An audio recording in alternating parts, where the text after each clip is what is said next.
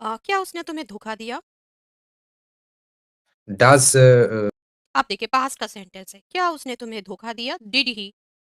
did yeah did she अब cheated you? देखिए, हाँ अब देखिए डिड के साथ कभी भी हम सेकंड फॉर्म को यूज नहीं करते हैं। कभी भी डिड के साथ हम सेकंड फॉर्म को यूज नहीं करते हैं, क्योंकि डिड तो ऑलरेडी डू का सेकंड फॉर्म है। डिड शो करता Yes. है कि हम पास्ट की बात कर रहे हैं। अब बात करते हैं हैड का, जो क्वेश्चन आपका था। हम ये भी पूछ सकते हैं कि हैड समवन डिसीव्ड यू। दूसरा option did someone deceive you या चीट यू हम बोल सकते हैं। हैड को हम अगर इग्नोर करेंगे तो हम फ्लो में रहेंगे, क्योंकि एक ऑप्शन पर हम कॉन्सेंट्रेट कर सकते हैं और ये इजी ऑप्शन है और करेक्ट ऑप्शन है। Did anyone cheat you? Did he cheat you? Did he deceive you? हम इस तरह से बोलेंगे, डिड के साथ फर्स्ट फॉर्म को यूज करेंगे।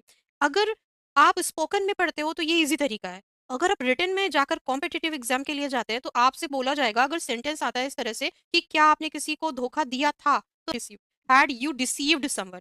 क्या किसी ने आपको धोखा दिया था, यानी दिया था किया था हैड से कवर होगा, लेकिन दिया किया ये आपका डिड से कवर होगा। लेकिन स्पोकन में इजी तरीका है, इसलिए मैं आपको दोनों चीजें नहीं बताती क्योंकि आप कंफ्यूज होंगे।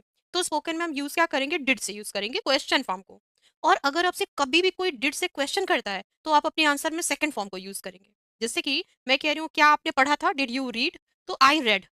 क्या आप गए थे? Did you go? Yes I went. क्या आपने सुना था? Did you here? आप कहोगे यस आई हर्ड। क्या आपने उसे समझाया था? Did you convince him? या I convinced.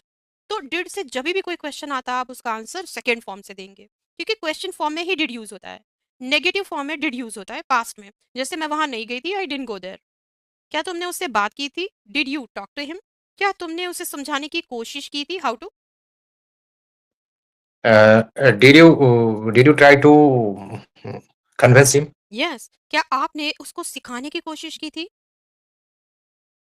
Did you try to teach him? Yes. तो अगर आप उसका आंसर करोगे तो कैसे करोगे? हाँ मैंने उसे सिखाने की कोशिश की थी, आई। Yes, I tried to teach him. Yes. Okay. हाँ मैंने उसे पढ़ाने की कोशिश की थी।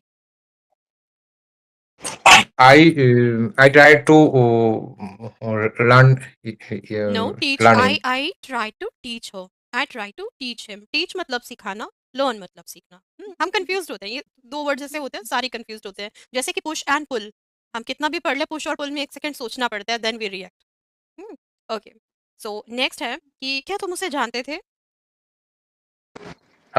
Did you know him earlier? Did you know him? Did you know him before hand या अर्लियर? ओके। आपने रूडली क्यों रिएक्ट किया? Why did you react Why did you react rudely? rudely? Yes, तो हम इस तरह से बोलेंगे।